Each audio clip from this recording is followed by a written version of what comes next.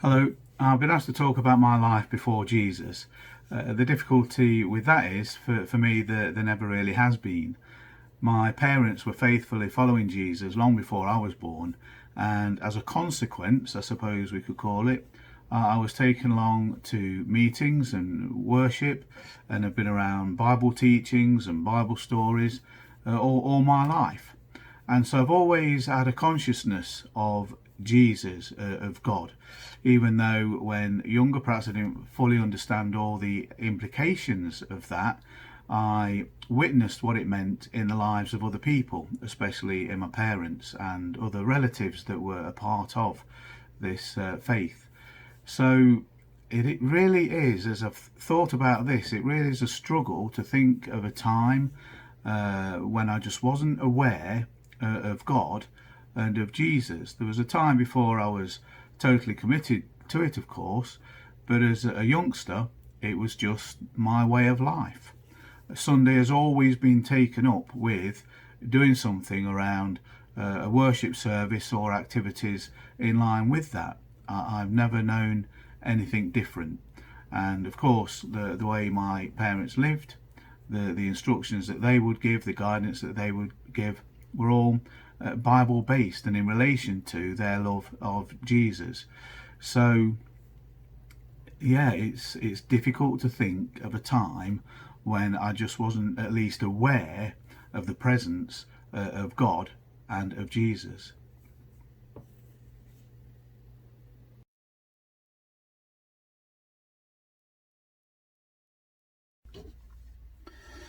The question of how I met Jesus is quite a curious one, because I've always been aware of Jesus.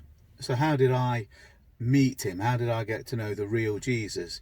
The time came when I was at school, when I was really too young to know what I wanted to do, as all of us are, and the children are today.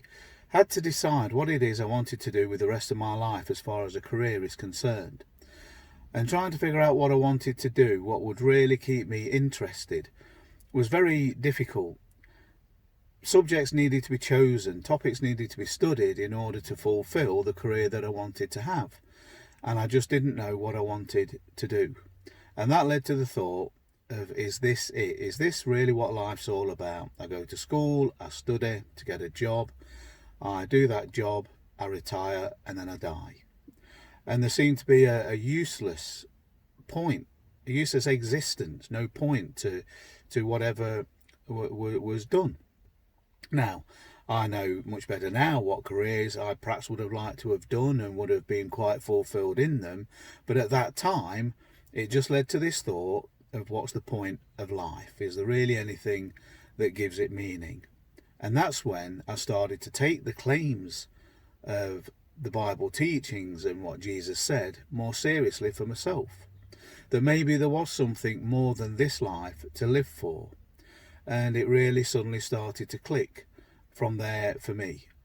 And having come to this conclusion, and having already really known and understood what was supposed to be done to begin following Jesus and to then lead a life with Jesus, was kind of already know. There was so much more to learn, but I knew as much as I needed to know at that time. So I asked to be baptized, to be immersed for the forgiveness of my sins, and to be made right with God. And the curious thing is, it wasn't just as simple as that. I just remember the feeling, the exhilarating feeling of coming out of the waters of baptism that gave me far more than I realised knowing Jesus really could, because suddenly I'd been given purpose and meaning to my life, even at that young age. So I guess that was when I actually really did meet Jesus.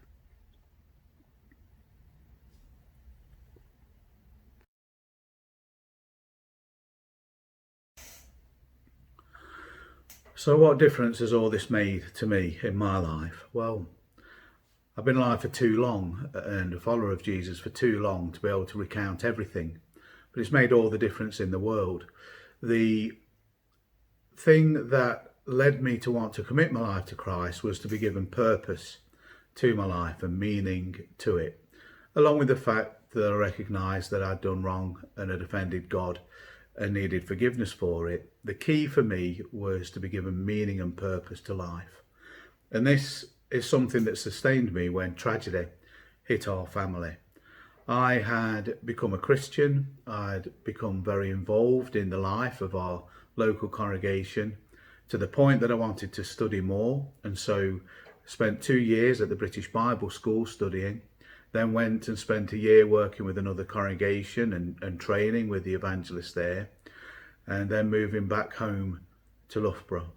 And in that period of time, I'd gone back into working in a factory that I'd done before I went to the Bible school. A very close relative passed away, died.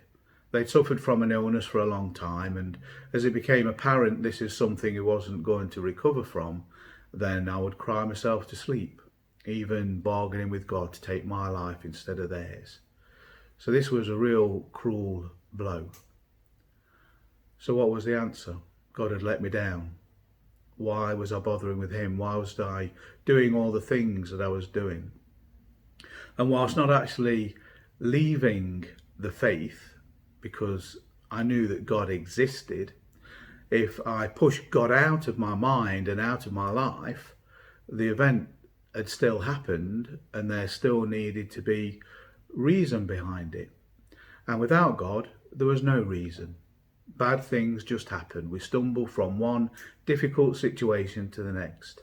But with God, bad things still happen. Heartbreaking, cruel things still happen. But because there's meaning and purpose beyond this life, then that sustained me in the end. And I knew that there is nothing we could trade God in for. There is no philosophy that's ever been brought up. The idea of doing away with God by saying that we evolved or there was a big bang is just ridiculous, because it doesn't give us the real answers to life. So the difference it made to my life is what first brought me to commitment. There is meaning and there's purpose beyond this life, and that sustains us through even the difficult times and gives us someone to praise in the good times.